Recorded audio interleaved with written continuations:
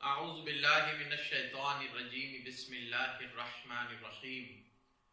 الحمد للہ وکفا وسلام علی عباده الذین اصطفى وسلام علی نبی المصطفى وعلى آلہ انقا واتقا اما بعد رب اشرح لی صدری ویسر لی امری واحلل عقدۃ من لسانی یفقہوا قولی۔ السلام علیکم ورحمۃ اللہ تعالی وبرکاتہ۔ ناظرین، ویورز، میں صاحبزادہ سید کامران چشتی فرزند اکبر جناب سید سرور چشتی گدی نشین خادم آستانہ عالیہ حضرت سیدنا خواجہ معین الدین حسن چشتی حسنی حسینی ثم الاجمیری رضی اللہ تعالی عنہ وارضاہ کی بارگاہ سے آپ سب کے سامنے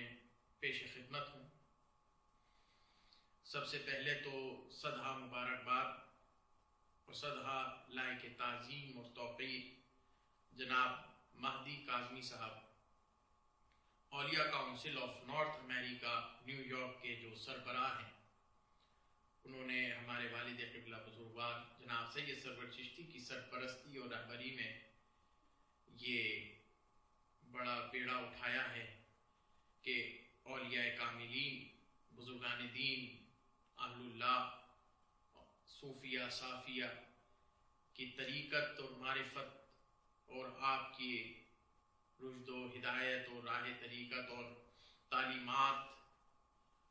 اور آپ کی شخصیات صوفیہ کرام کی، اس کے حوالے سے وہاں پر ایک پورے چرچ کو مسجد میں خانقاہ میں منتقل کیا ہے، اس کو بڑے خطیر رقم میں خرید کر اس کو خانقاہ اور مسجد میں منتقل کیا ہے، بس اسی کام کے لیے کہ صوفیہ صافیہ اہل اللہ کی تعلیمات اور ان کے جو راہ سلوک ہے اور شخصیات ہے ان کو بر صغیر کی عوام، بالخصوص بر صغیر کی عوام، بالعموم بر صغیر کی عوام اور بالخصوص جو امریکہ میں اور ویسٹرن ورلڈ میں لوگ رہ رہے ہیں، ان کی تربیت کے لیے اور ان تک تعلیم اور آشنائی کے لیے یہ پلیٹ فارم ڈیولپ کیا ہے۔ انشاءاللہ العزیز اس کی پہلی قسط، اس کا پہلا حصہ آج سے شروع ہونے جا رہا ہے۔ مجھے جو ذمہ داری دی گئی ہے، انشاءاللہ اللہ تعالی ہماری اس میں نصرت عطا فرمائے کہ ہم جو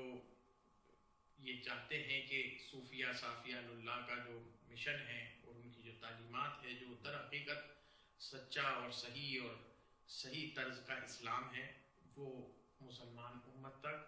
اور غیر مسلمان حضرات تک بھی ہم صحیح انداز میں پہنچا سکیں۔ اس کی پہلی نشست آج بطور انٹروڈکشن، یہ انٹروڈکٹری فیس ہے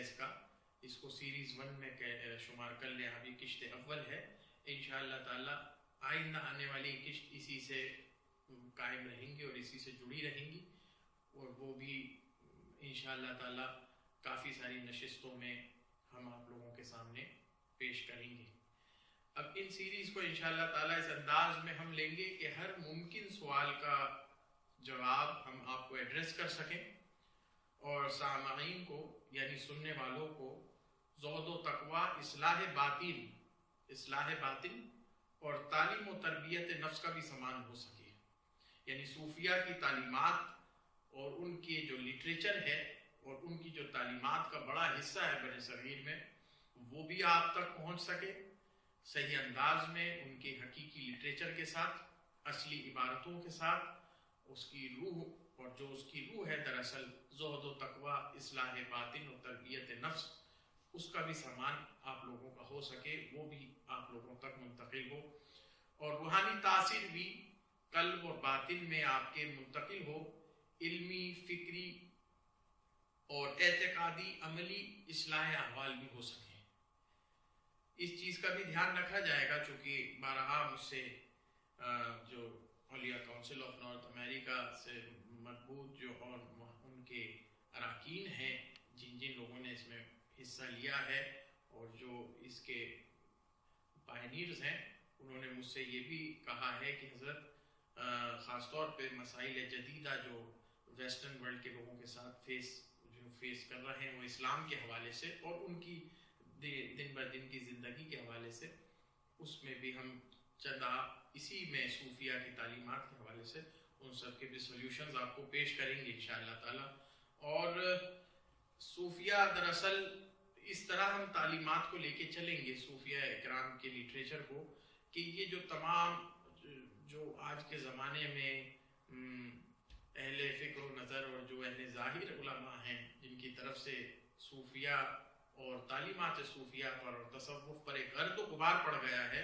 تو یہ بھی بڑا پاک اور صاف ہو کر تصوف کا چہرہ متجلی اور منور ہو کے آپ لوگوں کے سامنے پیش ہو سکے،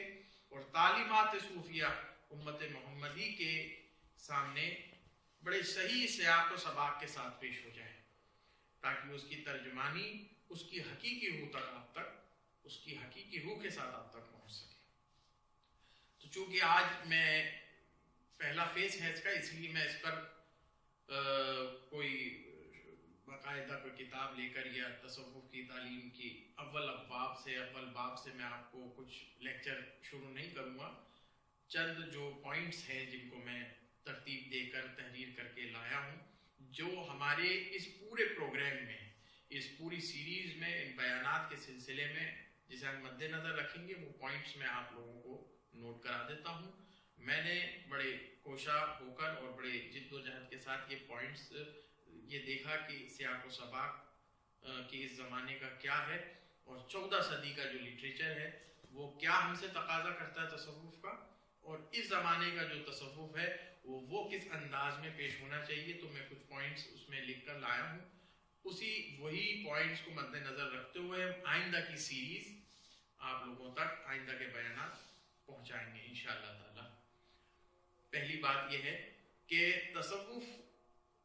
کے حوالے سے، تعلیمات تصوف کے حوالے سے صوفیہ اکرام کے حوال، ان کے مقامات اور ان کی کتب تصوف، یہ سب سے پہلا مرحلہ رہے گا، جس میں صوفیہ کے حوال، ان کی تعلیمات، اور برِ صغیر میں ان کا بڑا خاصا حصہ تعلیمات کا، اور یوں تو پوری دنیا میں ہے لیکن بالخصوص چونکہ برِ صغیر کے عوام کو ایڈریس کرنا ہے تو اس میں برِ صغیر میں خاصا حصہ تعلیمات صوفیہ کا اور ان کی کتب تصوف جو ان کے تعلیمات کا منبع ہے. اور وہ در حقیقت وہ ان کی اصلی عبارت کے ساتھ ہی پیش کی جائے گی. اگر عربی میں ہے تو عربی میں، فارسی میں ہے تو فارسی میں پیش کی جائے گی، اور اردو میں ہے تو اردو میں پیش کی جائے گی. اور اس میں دونوں نوعیت کی کتابیں ہوں گی، منظوم بھی ہوں گی، منثور بھی ہوں گی. نظم میں بھی ہوں گی. نظم سے مراد جو مثنوی ہو گئی، حافظ کے دیوان ہو گئے، یا سعدی شیرازی کے گلستان بوستان ہو گئی، فرید الدین عطار کی منطق الطیر ہو گئی، اور وغیرہ وغیرہ بے شمار کتابیں ہیں، اور ملفوظات کا ایک حصہ ہے. اور نثر میں جو ہیں کہ جو کتب صوفیہ میں روایات تصوف جو ہیں، تصوف کی ابتدا کیا ہے، تصوف کے معنی اور اس کے رمز و رموز کیا ہیں، وہ سب چیزیں جو تحریر میں لکھی ہوئی ہیں، روایاتوں میں لکھی ہیں. 1400 صدی کا جو ایک بڑا دفتر ہے وہ آپ لوگوں کے سامنے پیش کیا جائے گا. دوسرا یہ کہ شکوک و شبہات اہل علم و فکر، یعنی بالخصوص علماء ظاہر، جو ظاہر بھی ہیں، ان کے جانب سے اٹھے جانے والے جو اعتراضات ہیں اس زمانے میں بھی اور گزشتہ زمانے میں بھی، جو علماء ظاہر کے حوالے سے اعتراضات تصوف پر اٹھے ہیں، ان کی کتب کو لے کر یا ان کی شخصیات کو لے کر یا ان کے معاملات کو لے کر، جو بھی کچھ ہے اس زمانے میں بھی گزشتہ زمانوں میں بھی، ان شکوک و شبہات کا بھی بڑے احسن انداز میں ازالہ کیا جائے گا. تیسرا یہ کہ صوفیہ اکرام کا جو کنٹریبیوشن مسلمانوں کی سوسائٹی میں عروج و زوال کے وقت میں رہا ہے، ہر ادوار میں مسلمانوں میں عروج و زوال کے جو معاملات پائے گئے ہیں، اس کے اندر صوفیہ صافیہ اللہ کا علمی، عملی، اخلاقی، روحانی، فکری، اعتقادی جو ان کا تعاون رہا ہے سوسائٹی کو، امت مسلمہ کو، اس کو بھی ہم آپ لوگوں کو ایڈریس کریں گے اور بڑے تفصیل کے ساتھ اس پر گفتگو کریں گے. چوتھا یہ کہ مرور زمانہ، یعنی زمانے گزرنے کی بنیاد پر جو زوال تصوف پر آیا ہے، جو تصوف پر زوال آیا ہے، اہل طریقت پر زوال آیا ہے، خانقاہوں پر زوال آیا ہے، گدی نشینوں پر، سجادگان پر، پیروں پر جو زوال آیا ہے، جو انحطاط آیا ہے، وہ غفلتیں ہیں، کوتاہیاں ہیں، تغیرات ہیں اور انحرافات ہیں جو واقع ہوئے ہیں، اس کے اسباب کیا ہیں، اس کے علل کیا ہے، اس کی وجوہات کیا ہیں، وہ سب آپ لوگوں کو پیش کی جائیں گی، اور اصل حقیقی چہرہ تصوف کا کیا ہے وہ بھی آپ کے سامنے بے نقاب کیا جائے گا انشاءاللہ العزیز۔ لفظ تصوف پر تحقیق تصوف کی حقیقت، سلوک اور طریقت صوفیہ کے حوالے اور اسلامی تاریخ میں، یعنی لفظ تصوف پر اپنے آپ میں ایک صوفیہ کے درمیان ایک بڑی سمجھیے کہ علماء کے درمیان بھی اور صوفیہ کے کتب میں بھی لفظ تصوف پر بڑی تحقیق رہی ہے، بڑی امہات الکتب میں اس کے اوپر کافی، چاہے رسالہ کشیریہ لے لیں آپ یا کتاب اللمعہ لے لیں، اس سب کتابوں کے اندر بڑا اس سے لفظ تصوف پر تفصیل سے بحث کی گئی ہے۔ ہم انشاءاللہ العزیز تصوف کا لفظ کیسے اسلام میں اور اہل اسلام کے اندر رائج ہوا، اس پر بھی تحقیق کریں گے۔ سلوک و طریقت اور صوفیہ کی جو یہ احوال ہیں، جو اصطلاحات ہیں، ان کو بھی آپ لوگوں کے سامنے پیش کریں گے صوفیہ کے کتب سے کہ اس کا مطلب کیا ہے، اس کے معنی کیا ہیں۔ اور ایک چیز جو بڑی خاص ہے آج کی تاریخ میں کہ اسلامی تاریخ میں کیا تصوف کوئی بدعت یا متنازع یا مختلف فی مسئلہ رہا ہے، اس پر بھی بڑا ہم تفصیل سے اس پر گفتگو کریں گے کہ کیا آخر تصوف کوئی متنازع، کوئی مختلفی، کوئی جو ہے اللہ نیکی دے کہ کسی قسم کا اسلام کے اندر کوئی یہ بدعت ہے جسے بعد کے لوگوں نے ایجاد کیا، اس پر بڑی تحقیق سے ہم اور تفصیل سے گفتگو کریں گے۔ ہاں، چھٹا پوائنٹ کہ ائمہ دین اکابرین جن کو 1400 سال میں،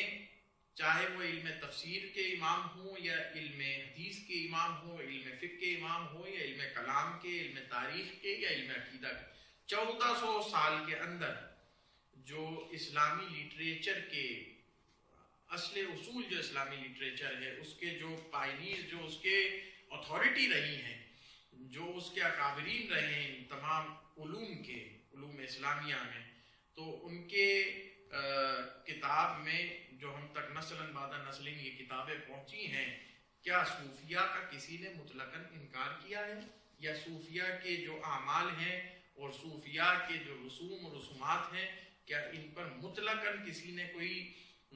فتویٰ دیا ہے کہ مطلقاً اس کا انکار ہی کر دیا ہے کہ صوفیہ کوئی چیز نہیں ہے، تصوف کوئی چیز نہیں ہے، اصلاً اس کا کوئی رد کیا ہے کہ بھئی صوفیہ کی تعلیمات اور صوفیہ کے احوال کا اصلاً اور مطلقاً کسی اکابرین اور ائمہ دین، جن میں ائمہ تفسیر بھی ہیں، ائمہ حدیث، ائمہ کلام، ائمہ عقیدہ، ائمہ تاریخ، ائمہ فلسفہ، بے شمار علوم اسلامیہ کے جو ائمہ ہیں، انہوں نے کیا مطلقاً تصوف کا اور اہل طریقت کا اور ان کی تعلیمات کا انکار کیا ہے۔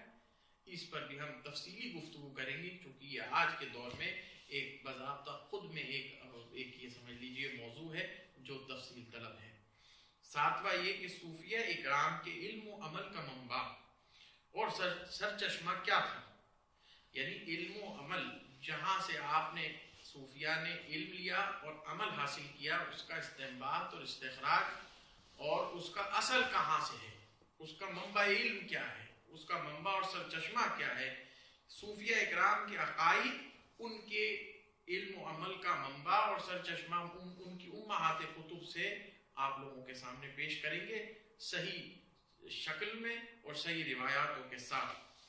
آٹھواں یہ کہ صوفیہ کی جو اصطلاحات ہیں، جو معنوی اصطلاحات ہوتی ہیں اور تعبیرات ہوتی ہیں، ان کے معنی کو اخذ کرنے کا کیا صوفیہ کے پاس کوئی مدلل طریقہ رہا ہے؟ کیا ان کے خود کے کوئی اشارات ہیں؟ کیا ان کی خود کی کوئی زبان ہے؟ یا ان کے خود کے کوئی قواعد اور اصول اور ضوابط ہے، کچھ شرائط ہے جنہیں پڑھ کر ان اصطلاحات کا افہام و تفہیم کی جا سکتی ہے، ان اصطلاحات کو سمجھا جا سکتا ہے؟ ان کی زبان حال میں جو ان سے کلمات سرزد ہوتے ہیں، ان کی اصطلاحات میں، اور جو ان کے رمز و رموز ہیں اور ان کی جو معنی ہیں اور جو تصوف کی ٹرمینالوجیز ہیں، ٹیکنیکل ٹرمز ہیں، کیا وہ چیزیں جو ہے کوئی مستند طریقہ صوفیہ کے پاس اس کا ہے کہ جس کو وہ پڑھ کر ہم یہ سمجھ سکتے ہیں کہ یہ اخذ کرنے کا طریقہ ہے صوفیہ کی تعلیمات میں جو وہ کچھ پیش کرتے ہیں یا جو ان سے احوال سرزد ہوتے ہیں؟ مثال کے طور پر جس طرح سے تفسیر میں، ائمہ تفسیر میں، علم تفسیر کے اندر امام رازی ہیں، امام بغوی ہیں، قرطبی ہیں، نصفی ہیں، سیوطی ہیں، طنطاوی ہیں، علم حدیث میں ابن حجر ہیں، علامہ عینی، امام نووی، قسطلانی ہے، امام فقہ کے اندر امام ابو حنیفہ، امام شافعی، امام مالک، امام حنبل ہیں، ابراہیم نخعی ہیں، اتنے سارے بے شمار جو علوم اسلامیہ کے جو ائمہ ہیں، ان کے اپنے خود کے اشارات ہیں، ان کے خود کے وضع کردہ اصول ہیں، شرائط ہے، ضوابط ہے کہ جو تفسیر پڑھے اس کی یہ شرط، اس کی یہ شرط ہے، اس کا یہ ضابطہ ہے۔ اسی طرح دنیاوی تعلیمات میں بھی آپ کیمسٹری ہے، بایولوجی ہے، میتھمیٹکس ہے، سیلولر سائنس ہے، ان سب کے اپنے اشارات ہیں، اپنی اصطلاحات ہیں۔ کیا انہیں بنا پڑھے کوئی ظاہر بھی یہ کہہ سکتا ہے کہ بھائی ہم نے اس علم کا موضوع، یہ جو موضوع ہے، اس کو، یہ جو علم ہے، اس کو ہم نے حاصل کر لیا اور اس کو بغیر حاصل کیے جو ہے اس کے اشارات کو سمجھے، اس کو کتب بینی کیے، کیا ہم ان کے اوپر گفتگو کر سکتے ہیں؟ تو اس پر بھی ایک تفصیلی کلام اور تفصیلی کتب صوفیہ سے آپ لوگوں کو مدلل جوابات دیے جائیں گے۔ اور نوا یہ کہ صوفیہ اکرام کے مستند سلاسل، ان کی کتب، ان کے مدارج، مستند ان کی کتابیں کون کون سی ہیں جسے ہمیں اخذ کرنا چاہیے راہ طریقت میں، اور انہیں اپنا اصل بنانا چاہیے، صوفیہ کے لیے انہیں حوالہ دینا چاہیے وہ، اور ان کے مدارج جو ہیں توبہ کے، تقویٰ کے، زہد کے، معرفت کے، خشیت کے، خوف کے، قبض کے، بسط کے، عشق کے، محبت کے، عبادت کے، استعانت کے، محق کے، فنا کے، بقا کے، جو یہ درجہ بندی ہے صوفیہ کے اندر، یہ جو اصطلاحات ہیں اور یہ جو ان کے درمیان مدارج ہیں اور ان کے درمیان جو گریڈیشنز ہیں، یعنی کہ عوام، پھر خواص، پھر اخص الخواص، ان سب کا بھی آپ کے سامنے تفصیل سے ان کی گفتگو کی جائے گی۔ 10واں تعلیمات صوفیہ کا قرآن و احادیث اور اہل بیت اطہار اور صحابہ اکرام کی روشنی میں جائزہ لیا جائے گا۔ صوفیہ کی جملہ تعلیمات اور ان کے جملہ معمولات، ان کی زندگی بھر کے عمل اور ان کی سیرت اور ان کے کردار اور ان کے تبلیغ دین کا جو انداز ہے، اس کا قرآن، احادیث اور ائمہ اہل بیت اطہار، صحابہ اکرام، تابعین، اتباع تابعین کی روشنی میں جائزہ لیا جائے گا انشاءاللہ۔ صوفیہ کے بود و باش، بعض لوگ یہ سمجھتے ہیں کہ صوفیہ راہبانہ کوئی ایک اپنے آپ میں کوئی مسئلہ کہ یہ ایک چند گروہ ہے جو آئسولیشن کا درس دیتے ہیں، یہ کوئی راہبانہ تعلیمات ہیں، یعنی دنیا داری سے ہٹ جاؤ اور کوئی پہاڑ و گفا میں جا کے بیٹھ جائیں اور جنگل میں اور صحرا میں چلے جائیں اور اللہ اللہ کرے تسبیح پکڑ کے، یہ صوفیہ ہے۔ مطلب ان کا فزیکل لائف، پریکٹیکل زندگی سے اور مسلمانوں کے معاشرے سے، ان کی سوسائٹی سے بالکل جو ہے کٹ کر کوئی ایک زندگی گزارنے کا طریقہ ہے، کوئی نقشہ یا حیات ہے، نہیں۔ وہ اس پر بھی ہم بڑی تفصیل سے گفتگو کریں گے کہ صوفیہ کے لیے جو بدزنی پیدا کر دی گئی ہے علماء ظاہر کے حوالے سے کہ وہ آئسولیشن کا درس دیتے معاذ اللہ، اس کا بھی جواب دیا جائے گا۔ بارہواں یہ کہ صوفیہ اکرام کی بیعت و اجازت، پیری مریدی کی شرعی حیثیت، بیعت و اجازت اور پیری مریدی کی ان کی شرعی حیثیت۔ صوفیہ اکرام کے چند رسومات جن پر اہل نظر علماء ظاہر نقد و جراح کرتے ہیں اور تعقب کرتے ہیں، مثال کے طور پر مثلا زیارت قبور اولیاء اور ان کی بارگاہوں میں مراقبہ اور ان کی بارگاہوں سے استعانت، استغاثہ اور سجدہ تعظیمی، طواف تعظیمی، سماع اور موسیقی وغیرہ جیسے جو رسومات صوفیہ ہیں، جو ان کے درمیان بڑے عام اور بڑے ہر زمانے میں اس چلن میں رہے ہیں کہ یہ صوفیہ کی تعلیمات کا خاص حصہ بنے ہیں، تو ان پر بھی بڑی تفصیل سے گفتگو کی جائے گی۔ قرآن، حدیث، ائمہ اور ائمہ اہل بیت، صحابہ اکرام، تابعین، اتباع تابعین اور ائمہ صوفیہ کے حوالے سے انشاءاللہ۔ 13واں پوائنٹ صوفیہ کی کرامت، کرامات، کشف و استغراق اور خواری کے عادات، ان کی حقیقت، تصور شیخ اور کرامات اور ان کا مقام کیا ہے صوفیہ کے درمیان، یعنی کشف اور استغراق و کرامات اور خواری کے عادات اور تصور شیخ، ان سب کا مقام صوفیہ کے نزدیک کس قدر بلند ہے اور کیا ہے، اس کے بارے میں بھی تفصیل سے گفتگو کی جائے گی۔ 14واں پوائنٹ صوفیہ کی کتب میں الہام اور القاء کی بات کافی زیادہ ہوتی ہے۔ الہام اور القاء کے حوالے سے کافی ساری روایاتیں آتی ہیں، کافی صوفیہ کے اوپر الہام و القاء ہوا ہے۔ مگر وہ ہوتا یہ ہے کہ تنگ نظر لوگ یہ ظلم کر بیٹھتے ہیں کہ وہ یہ کہتے ہیں معاذ اللہ تعالیٰ کہ کہیں صوفیہ نے الہام کو وحی تو نہیں قرار دے دیا ہے، وہ ختم نبوت کے باب پر آنچ تو نہیں آ گئی ہے، معاذ اللہ تعالیٰ یہ ایک بدزنی پیدا کی گئی ہے صوفیہ کی طرف سے۔ تو صوفیہ کے اس الہام اور القاء اور کشف، اس کے بھی بارے میں تفصیل سے گفتگو کی جائے گی انشاءاللہ العزیز، اور بیان کیا جائے گا کہ الہام، القاء اور وحی میں بڑا زمین و آسمان کا فرق ہے، اور اس میں شریعت کا کیا حکم ہے اور صوفیہ کا خود کا کیا چلن رہا ہے وہ بیان کیا جائے گا۔ 15 پوائنٹ صوفیہ کا عقیدہ توحید، عقیدہ رسالت اور معرفت توحید، وحدت الوجود، وحدت الشہود وغیرہ جیسے اہم پوائنٹس جو ہیں، بڑے جامع پوائنٹس ہیں اور بڑے ضروری اس زمانے کے لحاظ سے، اور صوفیہ کی تعلیمات کے اصل حصہ ہیں، وہ آپ کو بیان کیا جائے گا۔ 16 یہ کہ باطل نظریات، اعتقادات یا مراسم جو منتسبین تصوف اور متصوفین کی جانب سے پیدا ہوئے ہیں، یہ ایک بڑا خاص اہم پوائنٹ ہے، اس کو آپ نوٹ کیجئے کہ منتسبین تصوف یعنی صوفیہ کی طرف جو منسوب لوگ ہیں، اصلی صوفیہ کی طرف جو جعلی صوفی بن کر بیٹھے، منتسبین تصوف اور متصوفین جو لباس تو صوفیہ کا رکھتے ہیں مگر ان کے اندر نہ کوئی کردار، نہ سیرت اور نہ کوئی فہم صوفیہ کا ہے، نہ تعلیمات صوفیہ کی ہیں، اور نہ وہ صوفیہ صافیہ سے کوئی ربط رکھتے ہیں، بس دنیاوی غرض کے خاطر صوفی بنے ہیں۔ تو کیا ایسے باطل نظریات اور اعتقادات اور مراسم جو ان کی طرف سے خانقاہوں میں اور درگاہوں میں اور صوفیہ کی تعلیمات میں ملا دیے گئے ہیں،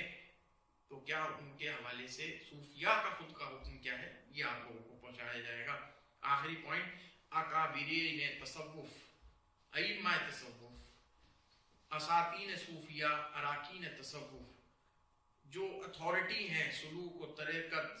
طریقت، معرفت و حقیقت کی راہ میں، جو اللہ والے ہیں سچے،